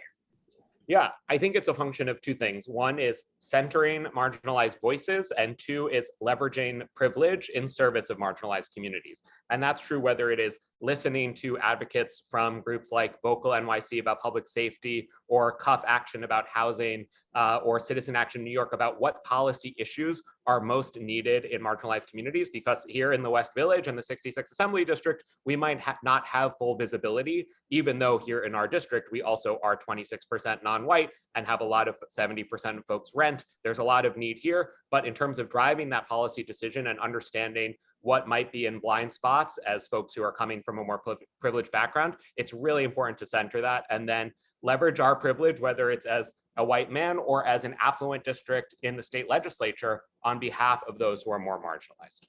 Thank you so much, Ryder. Justine? All right, well, I guess in the answer to this question, I'm going to start by saying that I acknowledge that white privilege exists and that I have white privilege. This is a necessary but not sufficient first step, because without it and acknowledging it, you can't accomplish anything. But with it, you can begin, and only then can you begin to bridge the divide. My next step, I suppose, would be to seek guidance and insight from friends and colleagues who have spent their lives on the far side of that chasm. People like Mariama James, Jazzy Robinson, Daisy Paez, people who've been doing this work every day. I listen to them and try to do what I can to incorporate their experiences and their suggestions and their ideas into where I'm going and what I'm doing. And I strive to learn from them into every decision that I make. I will also rely on my experience as a woman, as a disabled person, as someone who knows what it's like to be othered, to ensure that I'm doing the work every day to be an ally. And the result that I'm aiming for is to offer the higher level of respect and empathy while bringing transparency and humility to my own conduct and my own outlook when I'm interacting with people. Thank you. Thank you so much, Justine. Appreciate that. Deborah, go for it. Well, I think that it's understanding that your experience is not everyone's experience, and reaching out to other people and having honest conversations. And that's why I earlier said that a truth and reconciliation conversation in this country is desperately needed. Whatever we learned about history was a fairy tale and not the reality. And so I think that every day you have to think about, I understand when I've walked through a store with a shopping bag and nobody looks at me. And then you see somebody, a person of color, walking through a store with a shopping bag and everybody checking out what they're doing. That is the essence of racism, the way in which people are viewed and their life experience. Something like that, you have to be sensitive to that, you have to be aware of it, and you have to take steps to raise consciousness. And I believe part of my job as a legislator has been to use my ability to reach out to people in the community to raise consciousness about a wide range of issues, including the fact that we are a racist, homophobic, sexist environment. Appreciate it. Thank you. I'm so sorry, Victoria. I actually skipped you, so now we'll come back to you so you can have your turn. No worries. Thank you so much. First and foremost, I of course have to acknowledge a privilege of being a white person in the society, and the privileges that I remind my children every day that they have, and I remind them as well that with these privileges come the responsibilities of helping everybody achieve the same level of privilege. First, and after that, the most important thing is listening to others' experiences and being responsive and being humble, being ready to say, I made a mistake, to say, I didn't understand, or I was using my own perspective and not open to hearing what was your experience. And being open to change yourself. So recently, and this is gonna be a little tough for me because I'm still working on it, but recently my sibling came out as non-binary, and I've known them my entire life, their entire life, and learning to use a different pronoun has been really, really challenging. But that challenge is so little compared to what they have gone through to get to the point where they feel comfortable to say this out loud. So understanding that our privilege isn't simply, it's a privilege, it's a life experience that we have that others are deprived of. Thank you so much, Denny. At the end of the day, you just have to listen. I mean, this district, if you included 11% Jewish population, so it's around 72% majority minority. And my wife, she's Jewish. We're about to have our first child in 5 weeks, and she's going to be a half Jewish, half Black, brown kid. And when you look at all the challenges that she's going to face, it's also the challenges that this community has faced for a very long time. And you talk to your neighbors, you ask them, how can we help? And that's what we try to do. You know, I'm running because that's exactly why. It's because I'm listening to them and I'm trying to help them out. And in this district, because of how it is, when you also have 40% seniors that live below the poverty line, you want to do everything you can to actually make sure that they're okay. And at the end of the day, for anybody, no matter what it is, no matter where you are, whether you're a Black, brown kid, Asian, gay, straight, whatever, just stop and listen. Ask them, are you okay? How can I help? Thank you so much, Jenny. For the sake of time, I won't ask you all the other questions that I have, but I will jump down and ask you this one. When you think about all the things that you've shared with us today, what's one sentence, one thought that you would like them to know regarding your commitment to racial justice? And we initially said 30 seconds, but I'll give you a minute to do it, which feels generous, but I know it isn't. So go ahead and we'll go in our initial order, which I believe, actually the reverse order. So it's going to go with Denny first. So if you can, in a sentence or less, just kind of tell us what you would want your voters to know regarding your commitment to racial justice. Look, I discussed this actually right in my opening. I already mentioned that this district is a majority minority district. So racial justice is embedded throughout my entire policy platform, because as I said, we spoke to thousands of our neighbors. And what you see are my policy solutions and actually help people out. So my commitment is to carry through on what I'm saying and to keep my word. Thank you so much. I will go to you now, Deborah.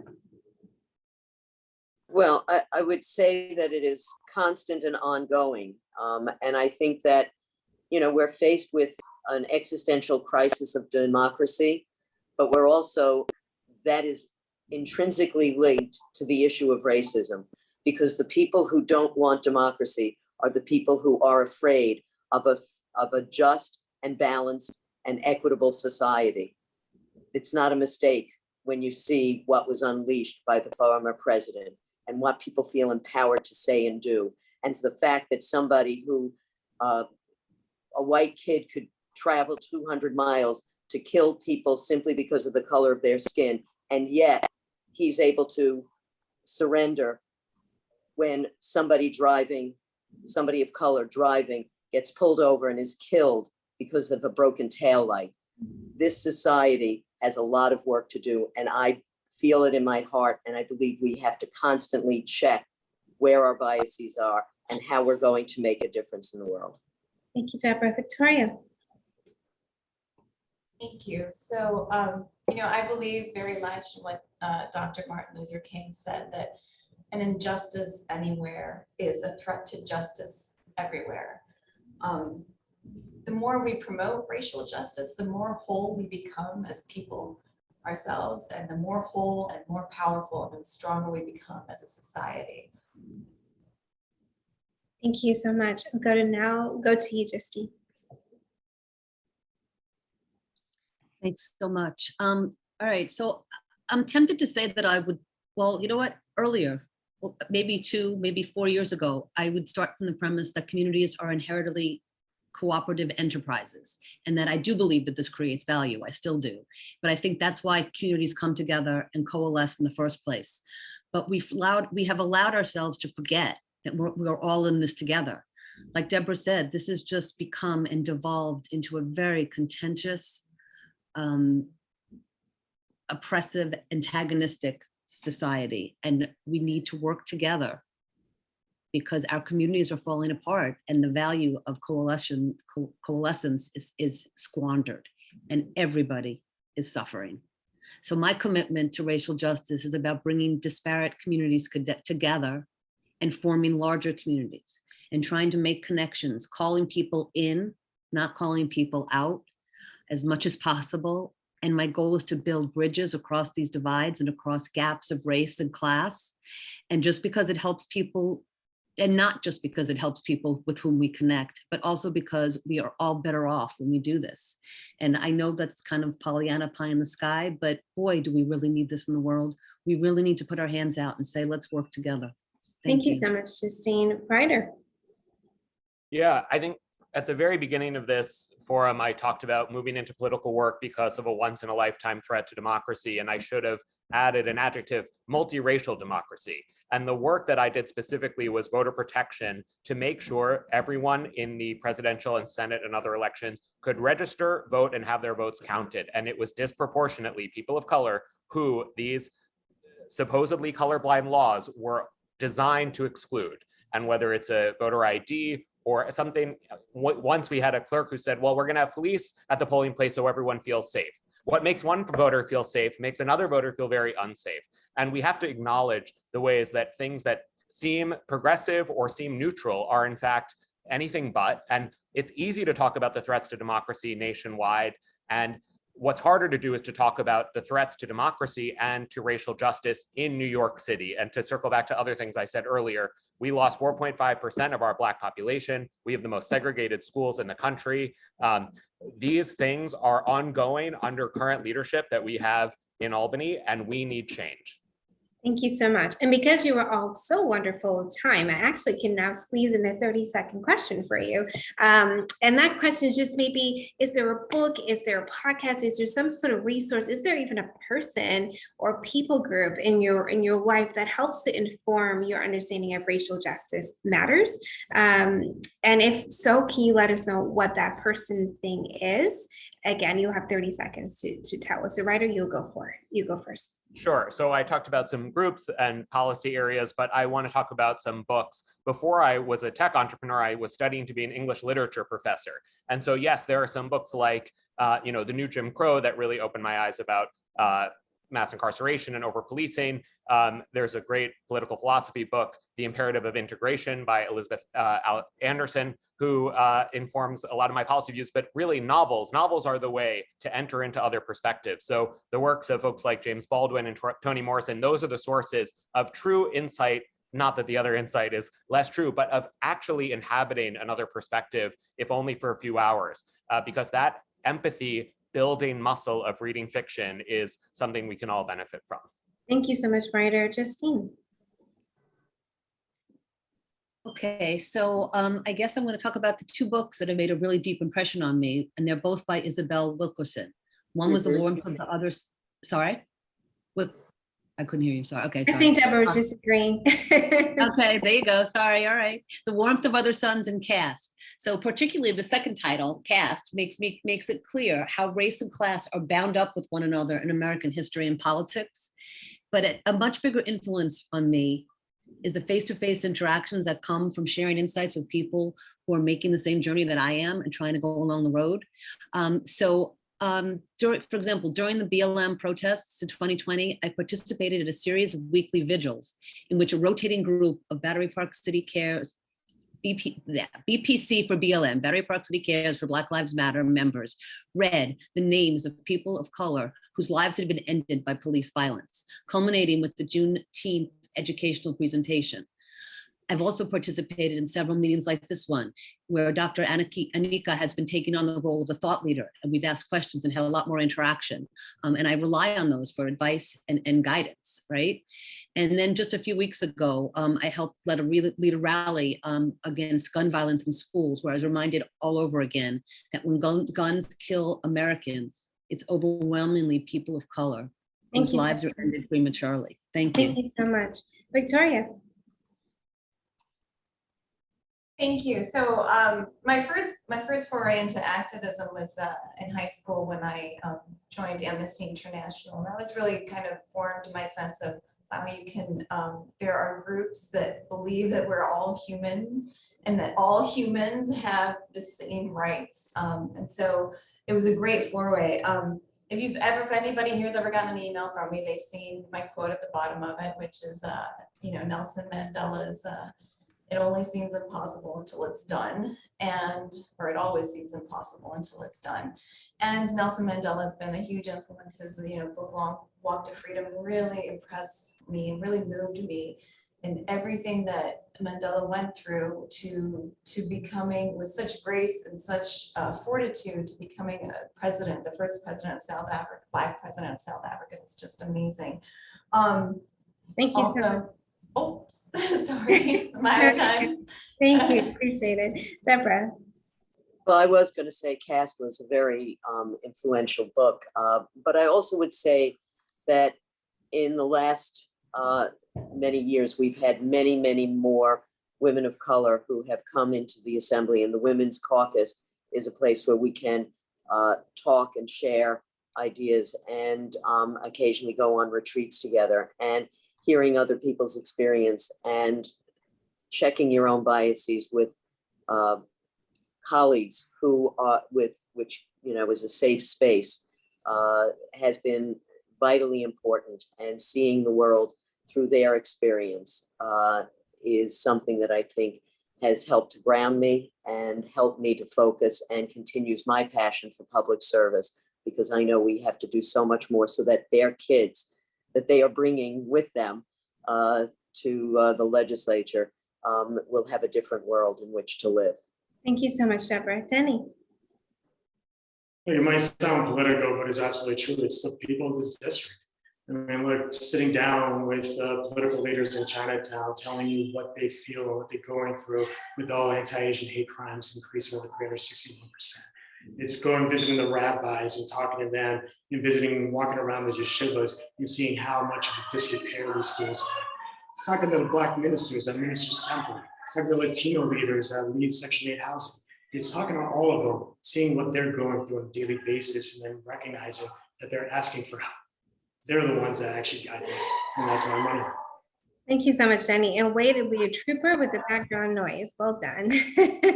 With that, we're now going to switch over to Matthew. But I will say, just to plug another book that has influenced me quite a bit in understanding a lot of this stuff that I do immerse myself in quite a bit is Stand from the Beginning by Ibram X. Kendi. It's a terrific, terrific book on what it is in terms of racialized experiences and how things have shaped American society. I just think it does such a fantastic job of taking us on a journey from the inception all the way up. But I will turn it over now to you, Matthew. Thank you. We've asked you continually this evening to boil complicated, nuanced issues down to 60-second solutions. To make that unfairness even more egregious, we'll move into a lightning round, and if possible, ask you to give us a yes or no on a couple of issues that may not readily lend themselves to yes or no, but nonetheless, your constituents or prospective constituents would benefit from hearing you give us a binary answer on. First, to each of those present, are you committed to supporting legislatively and seeking funding for 100% permanent affordable housing at 5 World Trade Center? Nika, I'll ask you to guide us through the. Yes, process. and I would say if you can raise your hand and just unmute yourselves and say it all at the same time is completely fine. You don't have to go in order. So everyone can take their mute button off and then just put your hand up for a visual, but also. 100%. 100%. 100%. Great, thank you. Next question. How about more broadly than just 5 World Trade Center? Would you commit to a program of 100% permanent affordable housing whenever we are giving over public lands to develop? 100% to that too. Yes. Do you feel the same way about no privatization of public land? Yeah, I do. I don't know that there's a place for privatization. Oh, sorry, just to be yes. Just yes or no? And so Justine says yes, but other people. And just to go back for a second, Denny, on the last question, was that a yes or no for you? Of federal trade, I've been involved since the very beginning, so. And then the one after that about privatized land? I think it should be handled on a case-by-case basis, to be honest. Okay. And then now for the present question that was just asked. Would you take that principle that we're applying here to 5 World Trade Center and apply it more broadly, that when we develop public land, it should only be for 100% permanently affordable housing? Again, show of hands or just saying yes or no. Define affordable. So it depends, is the answer we're hearing. Defined as you choose. Next question. To Yes. refer back to a question from earlier, which you all were kind enough to answer at some length, do you oppose Governor Hochul's plan to repeal the constitutional amendment that bans prison labor when it comes to driving the profit for private companies? 100%. Yes. Yes. Yes. So do you also, now jumping into the status quo, are you similarly comfortable stopping contracts between public sector buyers, New York State agencies, and prison labor, at least as long as prisoners are being paid 16 cents an hour? Yes. Yes. Are you committed to ending the 24-hour workday for home healthcare workers? Yes. Yes.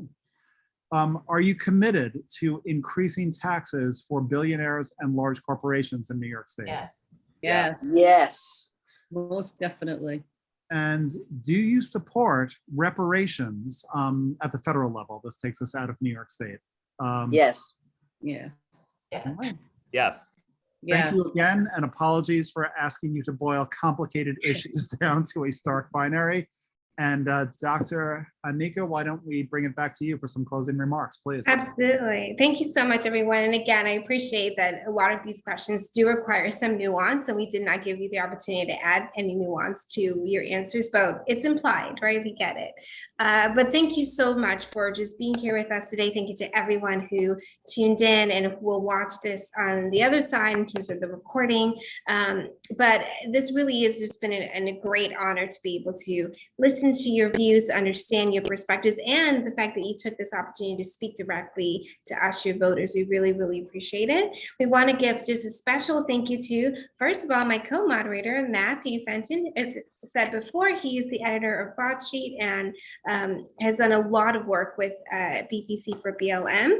And a special thanks especially to the BPC4BLM organizers who helped put this particular forum together. And I'm going to name check a few of them, but Mariama James, who's been cited quite a bit already. So Mariama, wherever you are, I hope you're smiling broadly. Pat Gray, Christina Beal, and Taylor Banning. Thank you all for your great efforts making this night very possible. Matthew? Well, to begin, thank you to my wonderful co-moderator, Dr. Annika, and a shout out to your marvelous work at Race Plus Positive. To New Yorkers watching tonight, a reminder, please, however you're going to vote, vote. And do so with a racial justice lens, and do so twice, on June 28th and again on August 23rd in both primaries. We will send everybody for whom we have contact info a link to the recording of this evening's forum. It will also be posted via social media and the organization's website. And with that, good night. Have a good night. Bye, everyone. Good night. Thank you. Thank you. And thank you to the elected officials who took time out from busy campaigns to be here.